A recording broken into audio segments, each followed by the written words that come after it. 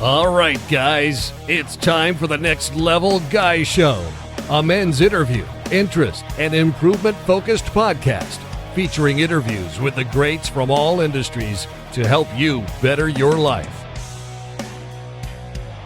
Each week, a new episode features an interview with one of the greats, covering all aspects of their story, from life hacks to tips and protocols that have allowed them to live life on the next level. We then highlight concrete action steps that you can use to improve your life. And now, your host, Ian Dawson-Mackay.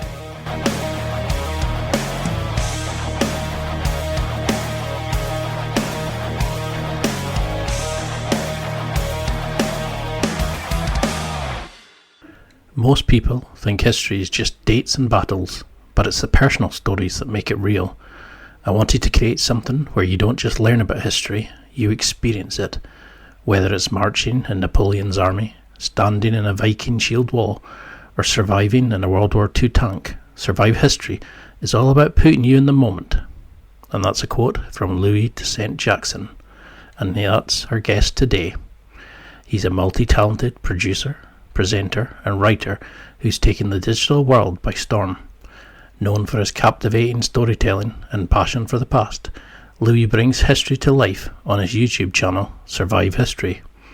Whether it's uncovering forgotten tales or reimagining iconic events, Louie's work blends creativity with a unique perspective that keeps audiences hooked.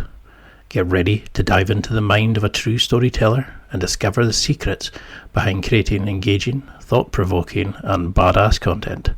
This is an episode you just won't want to miss. And now, let's get to the interview.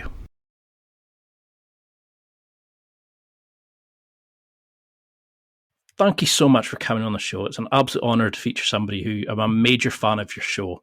But for people who don't know you, could you give a quick explanation? Like, say, imagine we're between lifts going up a floor. How would you describe what you do?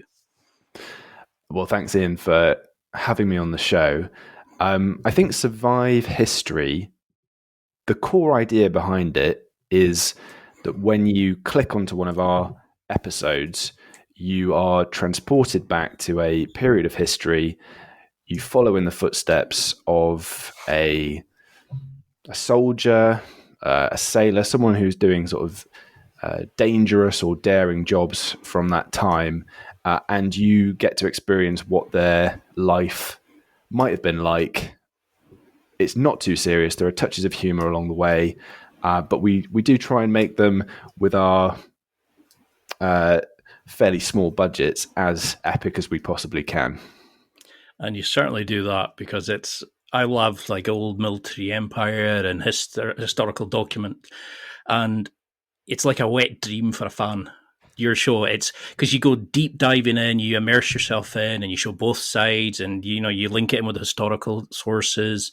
You include so much depth into it. But what was that deep dive for you into history? Because with a name like yours, it sounds like you're a historical adventurer.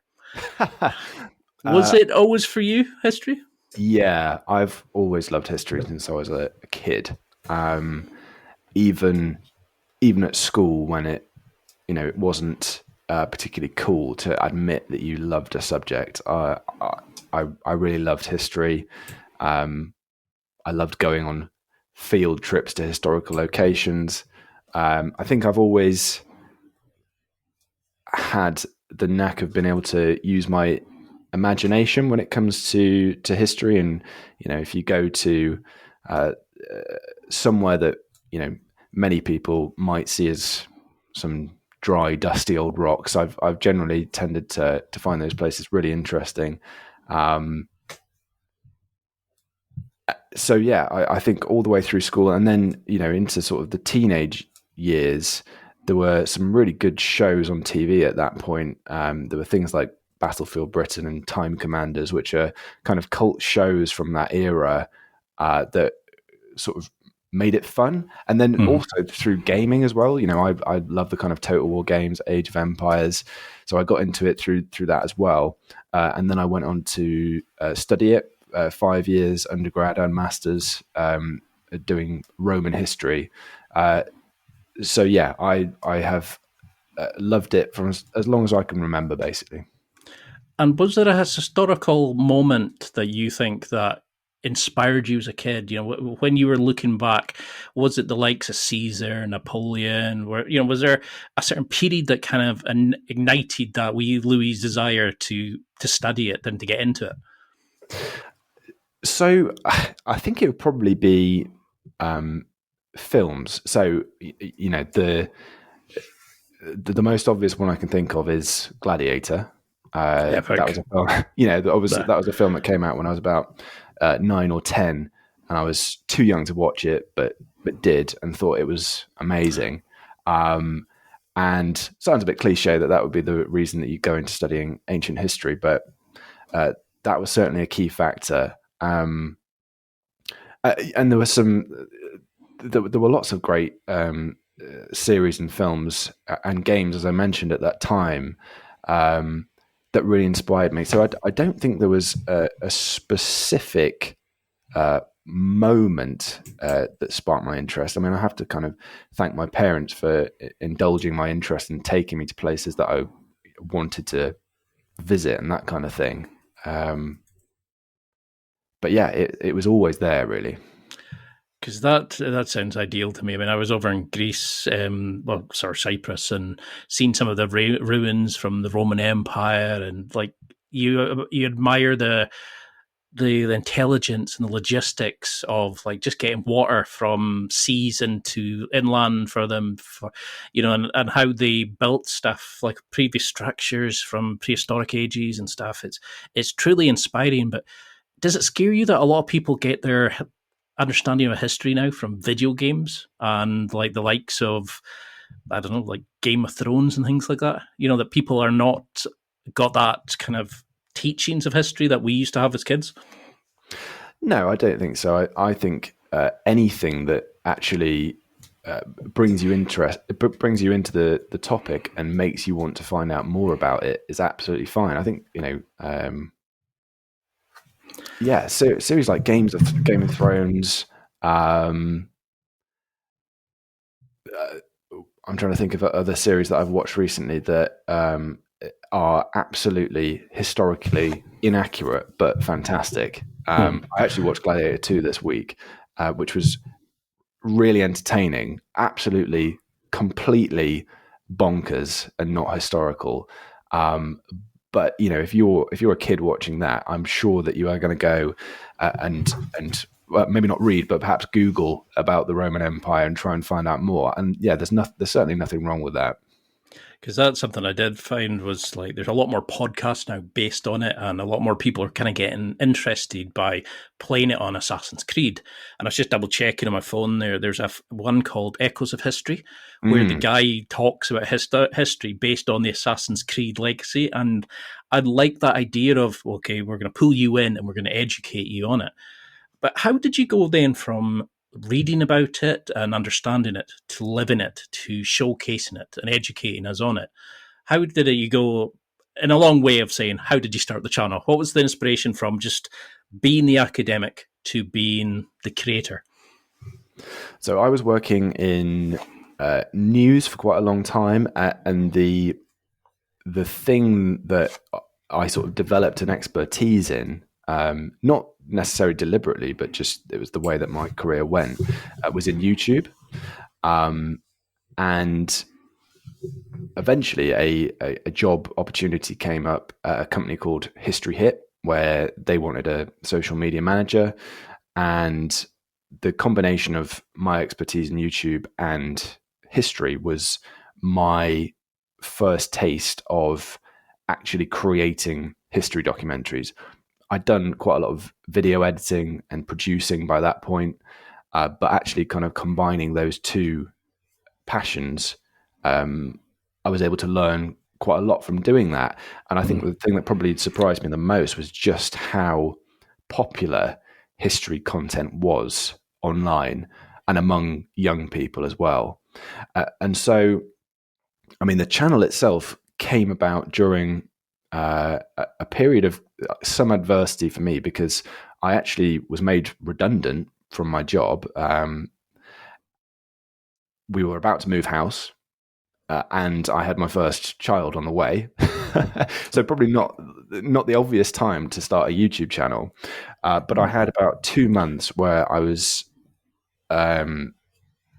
searching around for jobs and had this incredible drive and this basically desire to do a lot of things that I'd kind of thought would be a good idea throughout the first 7 or 8 years of my career, but I'd never got around to. So things like, creating your own website, marketing yourself,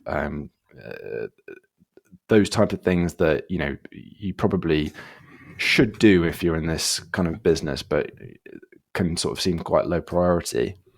And the channel, because I had some quite good contacts through the work I'd done in making history documentaries already, particularly in the reenactment world, I saw an opportunity to create a channel that was this fully immersive but fun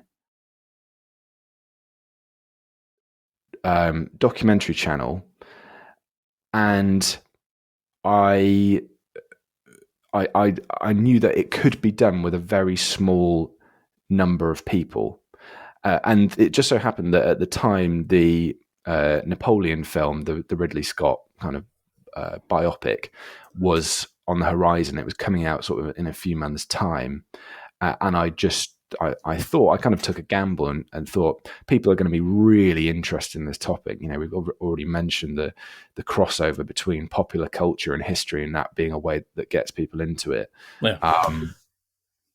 So that was my punt, making a full-length documentary on the life of a soldier in Napoleon's army, and it worked. It was instantly popular. And for a new channel, or a first video on a new channel, to gain now over 1 million views, that's not an easy thing to do, because I've set up various channels before where that's not happened. Believe me. So I knew that I was on to something with this format. Because when you look at your stats, you can understand it, because it's like every little boy's dream to play soldiers and be these historical figures. And I remember one of the comments, you put up a thing about, say, could you be a rifleman in the cavalry army? And somebody immediately put, no, I couldn't. It's just like, we all imagine we could be these great warriors and we could do these amazing things. But when you see the scale of it, and to see the small amount of people that's involved in your channel, I expected like tons of experienced guys, producers. I expected light show, because the quality, the depth, the realism, the focus, and the widespread of how much you entertain as much as educate is amazing. And I love your show. And like I was saying to you before we started, I would love more and more episodes, but I know to do that, you have to put an amazing amount of quality into it, and you should be super proud of what you've done so far. But how do you find that role between becoming the creator and not the viewer? How did you overcome that initial fear of jumping in at such a difficult time for you personally? That's a good question, because obviously, particularly when you're starting a new channel, that first video that you release is quite a sort of step into the unknown. I mean, I'd done quite a bit of presenting before, but I hadn't really presented much on my own before that point.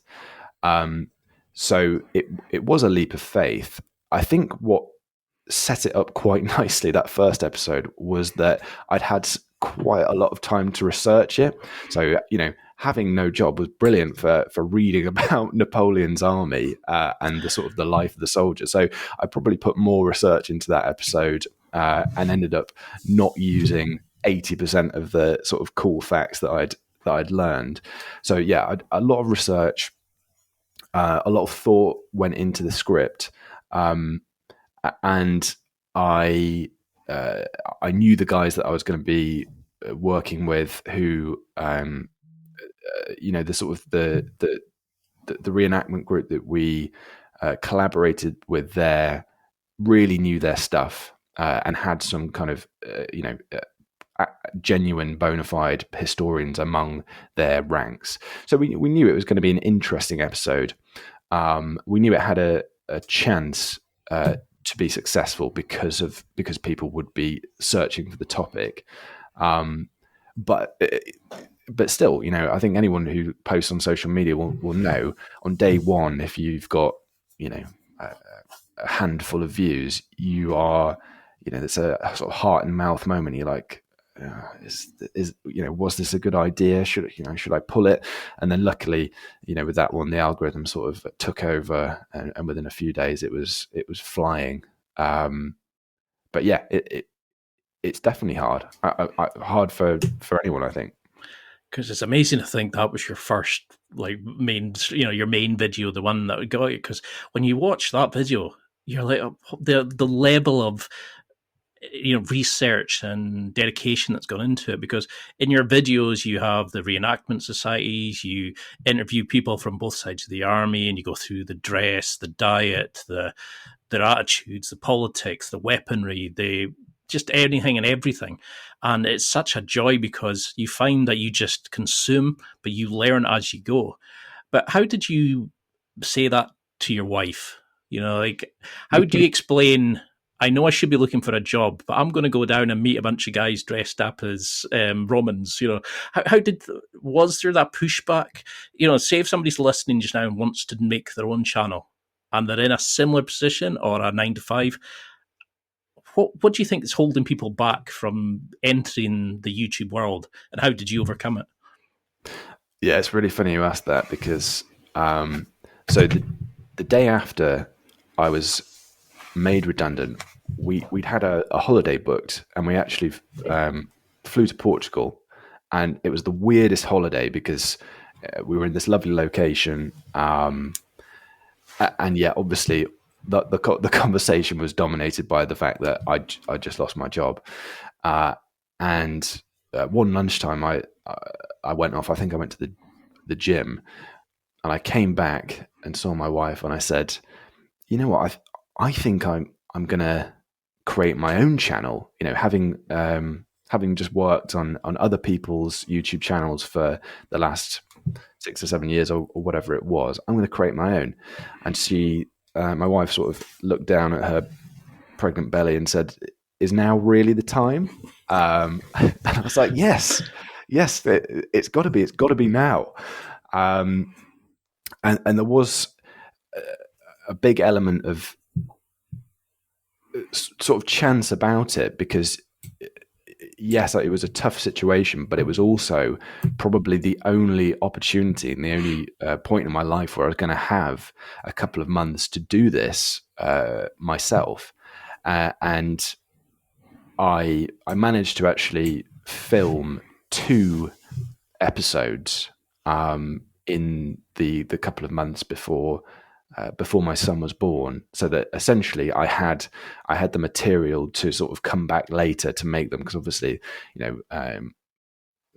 for anyone who's had kids, they know that the first couple of months you can't really sort of spend much time editing videos. But I guess what I would say to people, first of all, is that those moments where things seem to be working against you, it's a cliche, but it can be a big opportunity because it forces you to think inward and forces you to really sort of take stock of what you want to do next, which is very hard to do when you are doing a sort of 9-to-5 regularly.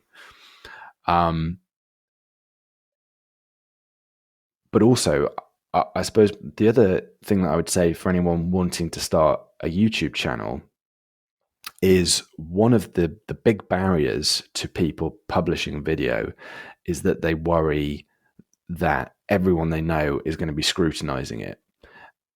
The reality is that most people, in the nicest way, don't care that you've posted a YouTube video. Yep.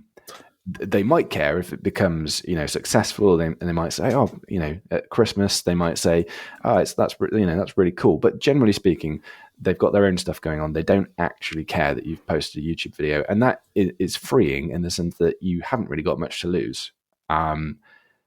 So with that kind of barrier overcome, it becomes less important whether your first video, gets a 10 views or 10 million views, because once you disregard the idea that you're going to be judged, you can kind of get to learning from your kind of posts, and that's essentially how most channels develop and succeed. Because I honestly 100% am a major fan of your show, and what I love is that because I know a lot about history and because of my own sort of passion for it, I know how authentic and true your content is. But the problem with history is it happens a long time ago, and you've done from Vikings to soldiers from the World War to Romans, and how should we look at historical information? Because a lot of times people say history is written by the winners, but everybody nowadays, the Trump fans about fake news and all this kind of nonsense. How can we judge like the sources? How can we know what we're looking at? Because if history is written by the winners, a lot of times they obviously put themselves in the best light. But would you agree with that statement, or how could we gauge truth in that in historical sources? So I think you, as a historian, part of the training is to recognize that so many factors have influenced the way that a primary source is written. So you should never take a primary source at face value, because the person who's written it will always have a bias. They'll always be writing in a context that is completely different to the context in which you are reading it. And there are always going to be references and nuances to what they've written that are lost, and you probably aren't going to be able to understand. But you can kind of make interpretations once you have considered all of those different things. You try and approach it and achieve that balance. But ultimately, no one who is a consumer of history wants someone to sit on the fence about everything. Once you've kind of considered that evidence and you've used your training in that way, you then need to form your own opinion on it. Otherwise, it's kind of it's meaningless. You're just kind of presenting a list of problems with the evidence. So I certainly try to be balanced. I mean, it's funny that you bring up the idea of sort of fake news, and there is this trend in history that history, like everything else, is getting dragged into the culture wars a little bit, which is fascinating in some ways and quite depressing in other ways, because history is all about nuance, and as soon as you kind of forget that and lose it, you are essentially just trying to use a historical narrative to suit something that you want to achieve today. So I certainly think with my channel, I try as best as I can to stay away from that, to kind of be quite confident in the arguments I make, and obviously there are times where I know that I've got certain things wrong, but generally speaking, the research is there, and I think when I write my scripts, I'm quite careful that each line is written in such a way that it is defendable, because YouTube is a place where you'll be quickly corrected if you make a big mistake. Because that's what I used to hate when I would go onto like Twitter and people would be arguing about things and their sources were a .com or a .co.uk, and you're like, no, that's not how we look at, and because like I'd worked in a university and people were just believing what they would see, or they would be like how the media were the soul-sucking demons of the world, and you're like, you could argue that the media intervention helped the war effort by showcasing it in a positive light, and they helped in World War II, etc. But suddenly it's this thing of, well, they say bad things about the people I like, they must be bad. And I think people have kind of forgotten how to analyze a source, understand a source, and actually not just pick one that celebrates what you want it to say. And it really does bug me, but as a whole podcast on its own, to be honest. When you're doing your videos, why did you not go for the likes of like Napoleon, Caesar, like the main historical figures? Why did you go sort of the deep dive into the sharpshooter or the Roman front, legionary? Was it that kind of thing of you wondered about their life, so you want to showcase the beauty, the disgust, mayhem that these people went through back in the day? Yeah, I think it's far more interesting a video to look at the role of the common soldier or the everyday person. When I say everyday, I do mean people doing extraordinary, dangerous jobs. That's kind of what we're looking at. But for someone like Napoleon and Caesar, there are big problems with trying to get into their exact mindset. There are so many different ways of interpreting who those people are, and I just think that looking at the rank and file and taking lots of different primary sources, so written letters, things that are a bit harder to find but are far more rewarding when you do. I think that makes for a more interesting video, and it certainly allows you to do a bit more of the practical stuff, because that's another thing with the episodes. As far as I possibly can, I try and get my hands dirty and do some of the stuff that they would have done within reason. And then there's also the fact that a lot of the living history groups we work with, they are focused on the everyday soldiers. That's who they want to portray. And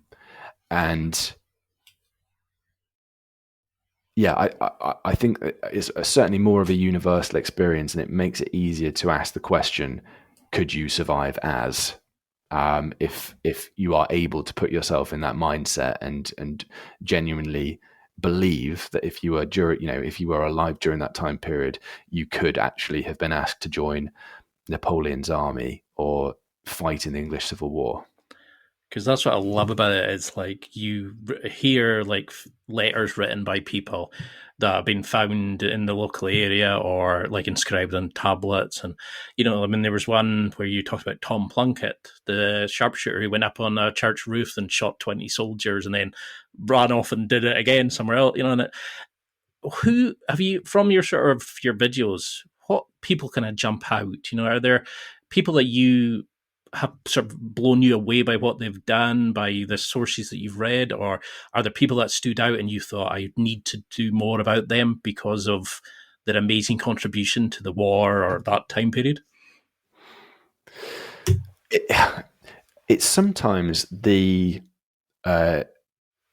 guys who are nameless, other than this one piece of evidence, that fascinates me. So, for example, you might have a letter of a soldier describing an outbreak of typhus in Napoleon's camp.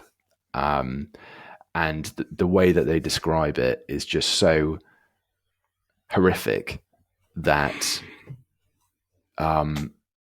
you feel like you're there with them, and you're transported to this. This particular example I'm thinking of was during the kind of retreat from Moscow, where something like 90% of Napoleon's army didn't make it back to France. And when you go much further back in time, and when you're talking about the Romans, perhaps the only piece of evidence you'll have about someone's life is their tombstone. And that is the one connection you have. They've chosen, or someone they know has chosen, to record certain details of their life that tombstone. Why have they chosen what they've chosen? What are the gaps that they're leaving out? And can we fill those gaps? So for all those reasons, the people where you find a small jigsaw piece of evidence and have to use your imagination to sort of fill in the rest of the picture are the people that interest me the most, I think. Because that's what we noticed when we went to like Cyprus. I mean, it's just one of these sort of random things. We found a little fort, and you had the cannons and defending the seafront and all that. And then as you went in, the British had used it as a gallows in World War II, and then it had been previously used in the gallows in other times where they actually written on the wall about how they had people from the outside could see through this little crack and they could speak to each other the night of the condemned and all this sort of stuff. And it was quite amazing you start to visualize it. And I think that's the beauty about your show is you're not just reading, it's not just a textbook. You're actually showcasing it. You're in the moment. As you're doing it, we kind of follow along as the viewer, and it's like you're experiencing it too. But how do you balance between entertainment and education? How do you make sure that you don't go down the Gladiator 2 route, shall we say, of throwing animals and all sorts in that would never have existed? But how do you balance that two thing of I want the views, but I also need to educate people? That two sides of you. Yeah, I mean, well, we don't have the budget for sharks or baboons yet. You'll get there. Hopefully, we'll get there. It's a really good question. So when I'm doing research for the episodes, I'm always looking for the sort of nuggets of information that I think will surprise people or change their perspective, or the perfect sort of nuggets are the ones that bust myths, for example. So when I'm writing the script, I'm trying to make sure that everything that I'm saying is going to engage people in some way. And I think once people realize that at the core of the video is quite an interesting story, and hopefully they think it's well researched, at that point, I hope that the audience sort of allows the sort of touches of humor that come into it. And the touches of humor, they generally tend to sort of be made up with me and the kind of me and my team on the day. We'll think something's funny as we're sort of filming on set, and we'll just do it. And if it works on camera, we'll keep it in. If not, we won't. But I think we've reached the stage now with the channel where we know that the audience kind of permits that little bit of fun, because they trust that the key information is there as well.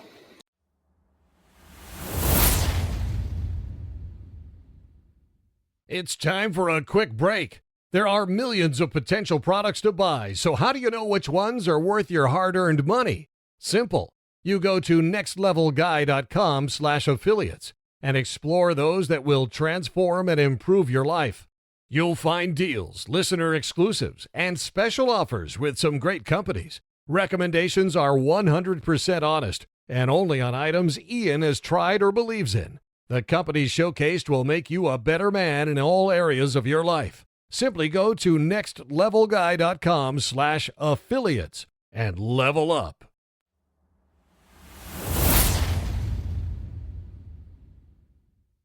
Because it comes across of like how much fun you have, but also just the calmness you have behind the camera. Because even when you're doing riding horses, or you're fighting a Viking woman who's throwing an axe at you, you always seem to be just in that moment, and like you're a natural presenter is probably the best way of saying it. How did you build up that confidence? Because you'll hear a lot of creators say, I hate my voice, I hate how I look on camera. I mean, I look like a troll, and I got sod it. I throw myself into it. How do you find that? How did you become natural with the camera? Well, that's not true, Ian, for a start. But so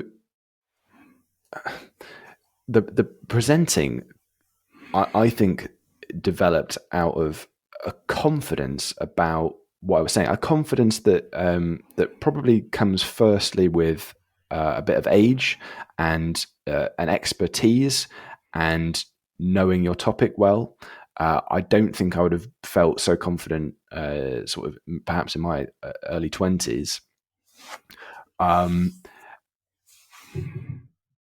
I think being true to yourself as well when you present. So I am not a YouTuber who is going to be sort of shouting at the camera and and sort of jumping up and down with excitement at things. That's not necessarily my style. My style is more almost a kind of not a dispassionate look, but someone who is my character, I guess, and the channel is someone who is bemused by the fact that they are in this bizarre situation of, let's say, fighting a duel with a Viking woman, as you say, and on the day itself, I suppose one thing that I would say is I'm kind of so focused on what we have to achieve that day, and directing people as well, because as well as presenting, I'm also sort of directing what's happening, which really kind of focuses the mind. But with that, you absolutely lose all inhibitions and a sense that or any awkwardness about what you're doing. You just kind of have to get on with it, and so that's kind of freeing. And once you've done a certain number of episodes and you realize that people are responding well to it, then that obviously gives you a sense of confidence as well. Because you are a natural on camera. And I'm always so jealous because they come across as so professionally done, and to know of the small crew that you have and how you're trying to just get as much in as you can while you're working your 9 to 5. And it's kind of amazing for me to watch and go, bloody hell, I wish I had that. I want to do that. I want to do that. I mean, I even wanted to make a series on next level guys from history, but I mean, that's kind of been focused on. But when you're doing it, you mentioned your humor and the personal touch, and you go into speaking to the canteen lady, you go in and you look at their diet and how they would have treated themselves in the foxhole and where they would have gone to the toilet and all these sorts of things. Has a personal touch or a bit of humor kind of opened up an insight into a historical event or a person or a battle that you've gone, whoa, and it's changed your opinion of it or made you want to look into it more? It kind of intrigued you more? Yeah, absolutely. So I think there are many traditional history documentaries that I absolutely love, where you have academic talking heads talking over footage, talking about the big picture, but they rarely talk about where people went for a poo. It just doesn't often come up. And yet, that is, if you are the person who's transported back to sort of serve in a Sherman tank in Normandy, that's something you've got to think about on day one. Where am I going to go to the toilet?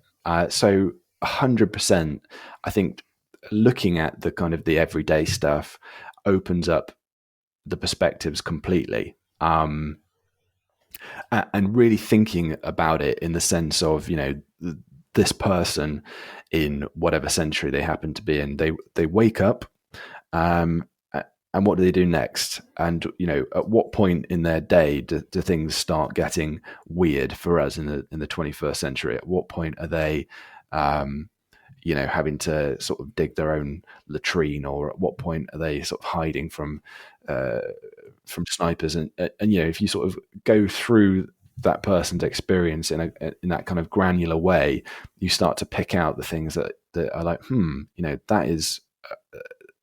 that is something that really makes me not want to have to survive or endure that period, Because nowadays we've got the sort of professional armies. We hope we'll never ever need to be a world war again, where you're drafted, etc. But while you're doing that, I mean, you've been in shield walls. Well, people have been charging with cavalry at you. You've been in like mock shooting drills and stuff like that. And your heart must have been racing because your brain doesn't remember you're just doing a YouTube video. You actually get into the moment. What did it teach you about dealing with, somebody that's drafted in, about dealing with fear, dealing with the cold, the damp, the being that kind of in that person to deal with those kind of things? Because, did you find a set of skills, for example, or a way of dealing emotional control, or were they literally just take the weapon off from you work on the croft with it and try to survive to live the next day? Did you find a way they taught them how to be able to deal with people throwing javelins and all that at them? So I think I would say generally in our episodes we're always pretty safe. Yeah.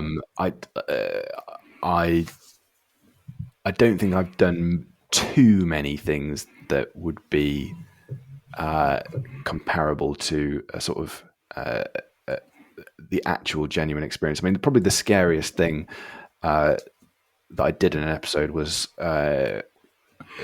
riding the horse in the English Civil War video that we did with some experience, but not loads, and kind of putting on the armor and the gear that the sort of parliamentarian cavalry would wear, and then sort of doing the kind of sword drills and things like that. There was there was a little bit of a kind of an element of when you're chopping the cabbages. Yeah, let's say that you couldn't control everything in that situation when you're working with and Windsor, who's the horse that I was riding in that, and it sort of is the star of several episodes actually from the Worcestershire Cavalry. He's absolutely massive, that horse. He's very, very nice, very kind of very, very kind of a gentle giant, but that was a scary moment and kind of one that I was glad when we got to the end of the day that I was in one piece. But generally speaking, the hardest things that I have to do is squeezing out of the Sherman hatch was pretty hard. That took about 7 takes, I think. That was an eye-opening experience. But beyond bumping my head, I've not had too many injuries yet. Because I loved watching that. I think it was after you cut up the cabbage a few times, doing the as you're driving past and taking the sword, the practice drill. I think it was something like, what did you say? It was like, now that we've killed a few royal vegetables, we can now do the real thing. Yeah. And I love that kind of the humor that goes into it, because you kind of realize is a lot of this life would have been drilling, sleeping, eating, shitting. It's quite amazing to look back now. How do you think you've looked at like the likes of the Romans to the Vikings to the World War? What has it kind of shown you about our changing attitudes towards war, to history, to, like now that we've gone to guns instead of just two guys twatting each other with swords?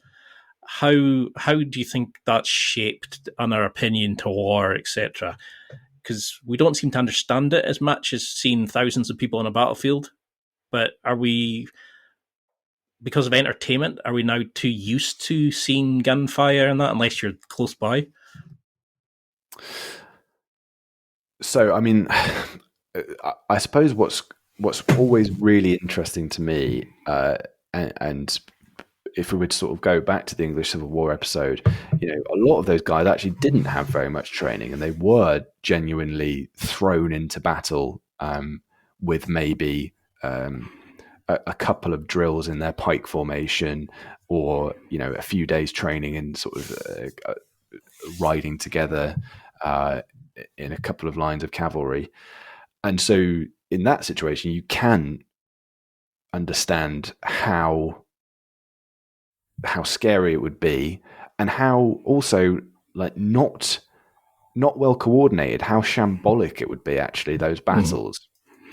I think that's one of the things, obviously when we do watch it in movies, it's always quite neat, the way that things come together, and everyone moves when they're ordered, and you don't necessarily get a sense of how chaotic it would have been, and how difficult things would be to control, and how people would be sort of running off without orders. It would have been a complete mess. I think that's quite an interesting thing. Um,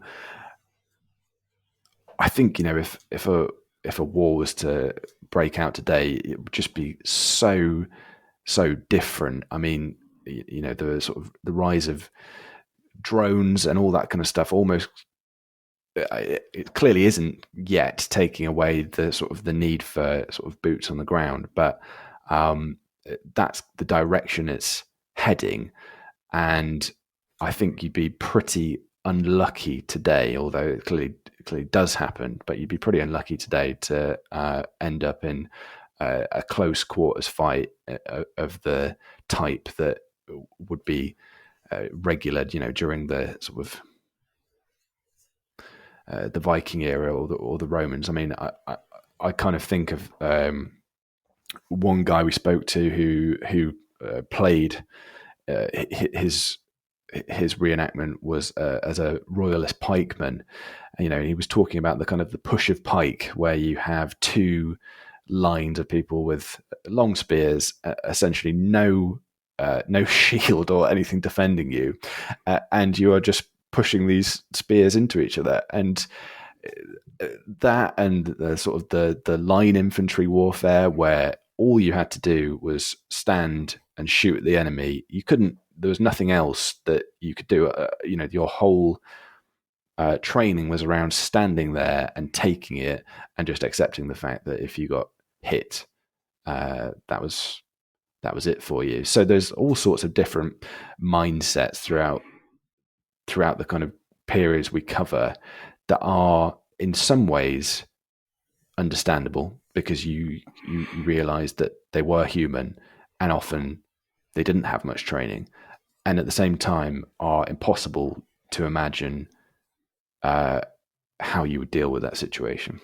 Because you see that nowadays, don't you, about the Russian-Ukraine conflict, about how they're using drones and things. But when you watch some of your videos, you kind of get an anticipation of what it was like with two guys with axes going at each other. Or suddenly you're seeing like the military one where they were busing in like kits for the soldiers, and you know they were making them hot meals and the little meal packs and stuff. You know, and you see the difference as time's gone on of how we've got the resources better, how we've controlled it better.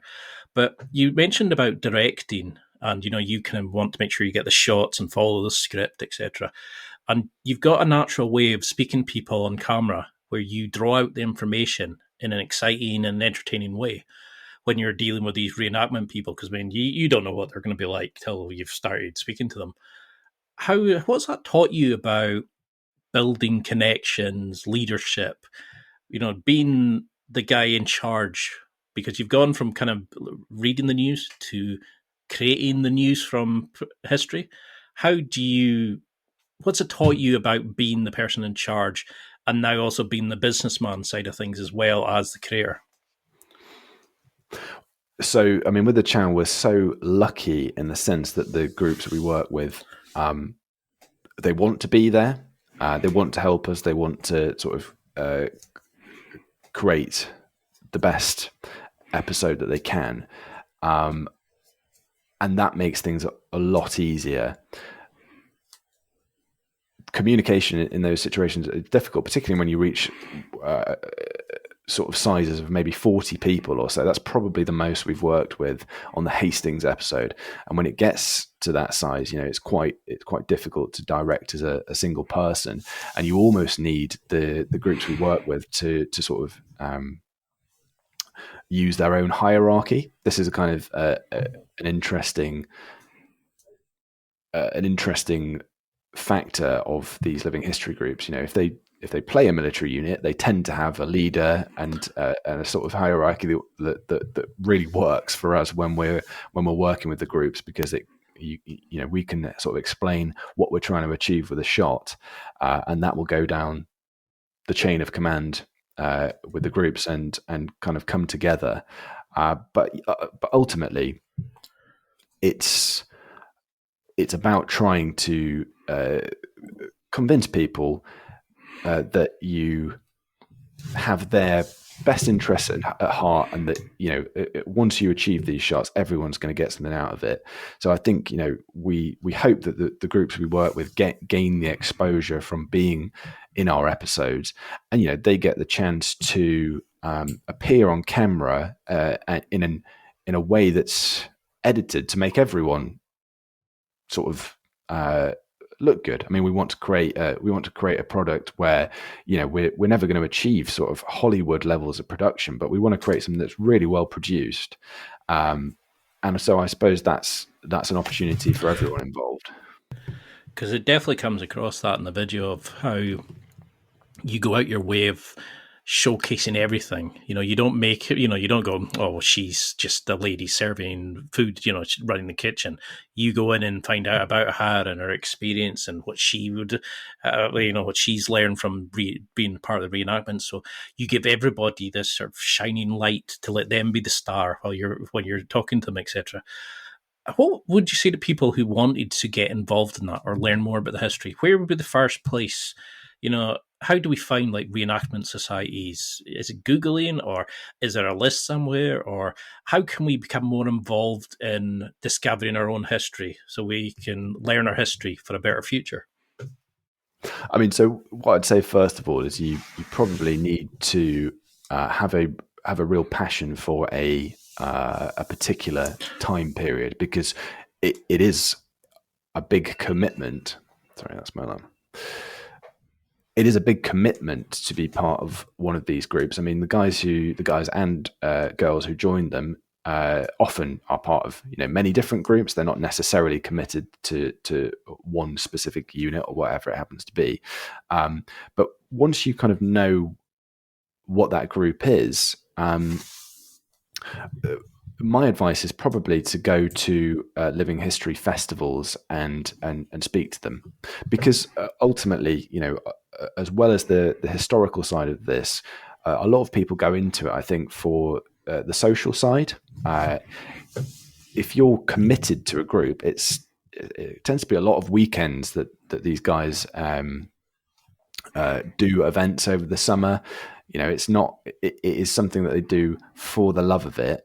But what I would say is, reenactment and watching living history displays, when I was really young, they were another thing that really engaged me.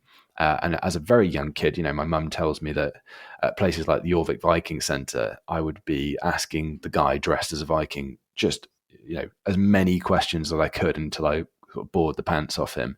And I think there is a level of connection when someone, it looks like they're from the time period that you don't gain in other ways. But and also, I think the living history community, if you can call it that, would agree when they say that generally speaking, there are quite a lot of older people in these groups, and some struggle to bring in younger people. That's not the case. That's not the case for all of them. And again, we've worked with a real mixture. But I hope with our videos that we can at least highlight to people that this is a way of engaging with history. If you're really into it, and it can be really fun, really social, and it does look great fun. Yeah. And how would you want, how can we learn from history? Because you've done some amazing episodes. You've showed the horrors, the distraction, etc. in your videos, but also the humorous parts, the human connection. But for the likes of your son who's growing up, my nephews, etc., how can we make sure that we learn from history so we don't keep repeating the same mistakes? How can we educate people? How would you like to see, apart from just playing your videos in schools, etc., which I think would be a great idea, but how could we learn from history so we actually have a better future and we don't keep repeating these horrible mistakes we seem to make every couple of generations? I think it's really important for people who are interested in history to learn that it's complicated. Things aren't black and white. Things are really straightforward. Most of the people that you will learn about as an idyllic hero or an awful villain, generally speaking, it doesn't work quite like that. There's so much more nuance to these things. Many of the stories that you will hear, and the things that you will be brought up on as, perhaps like the key fact about the Great Fire of London, or the key fact about this battle, when you kind of dig into it, often they are a little more than, myths or half truths. And I think it's really important once people kind of get to know that, they can see that, taking one sort of one side or one sort of one narrative that really tries to simplify things, that can be quite a sort of problematic route to go down, because you can end up convincing people of something without them having the tools to question it. There's so many rabbit holes I want to go down and ask questions about particular episodes, so I've got to have you back on, and we've got to do that more. But if you had a magic wand now, you could wave it, take away all the resources, issues, take away all the leadership, you could just dictate the video on a particular time, a particular person, a particular battle, whatever it was. What would be the dream video for you? Because obviously the evolution of your brand is to do this full time, but what would be the video that makes you just go, that's it, that's my dream to put to camera? That's a really good question. I think there's probably quite a few. I think it's like a kid in a candy shop, isn't it? It's like a bit of this, bit of this. There are some episodes that we just won't ever be able to do. Recreating like the Battle of Trafalgar, when you have dozens of ships with 80 cannons, thousands of men on either side. Those kind of age of sail battles. That is something that we today will never be able to sort of see or recreate other than through special effects. I'm trying to think. There are so many. I mean,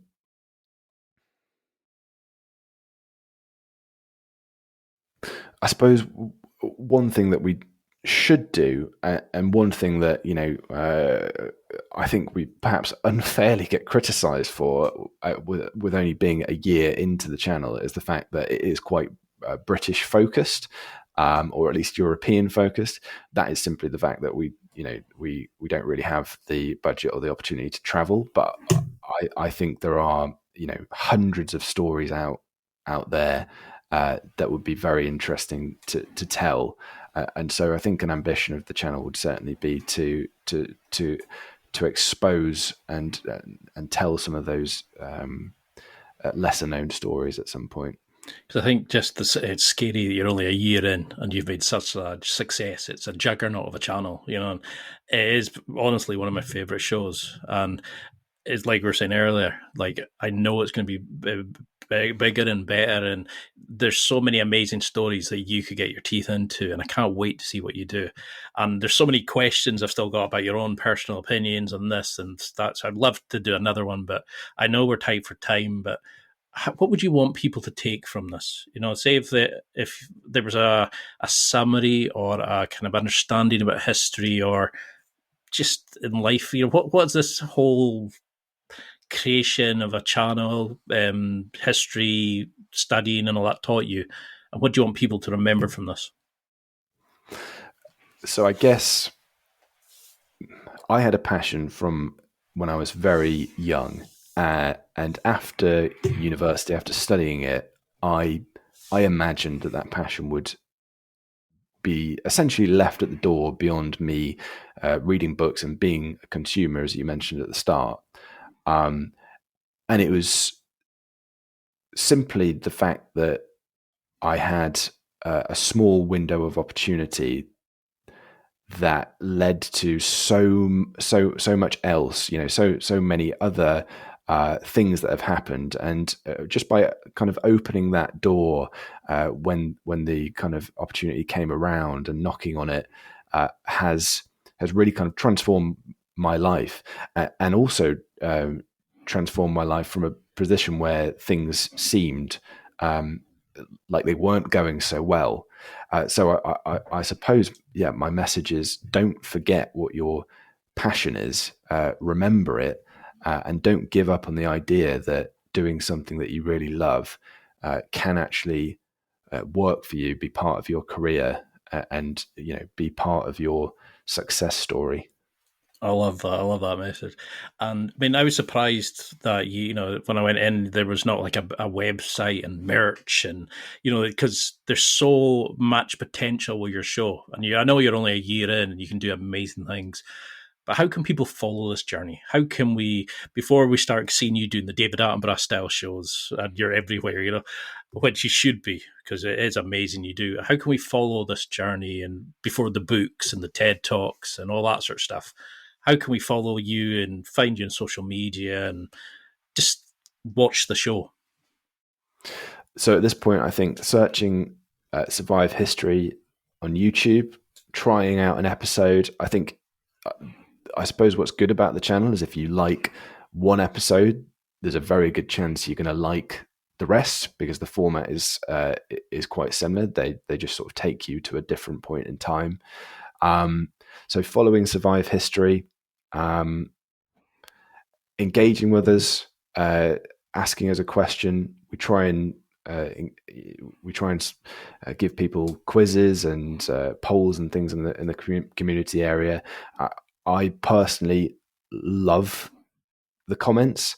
There are some comments that really make my day. So, for example, we've had people say to me that they have shown it in schools, for example, which really, really sort of means a lot.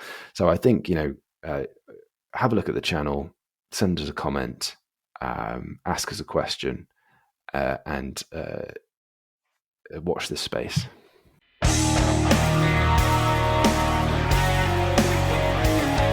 Well, that's it for another week, and thank you for listening.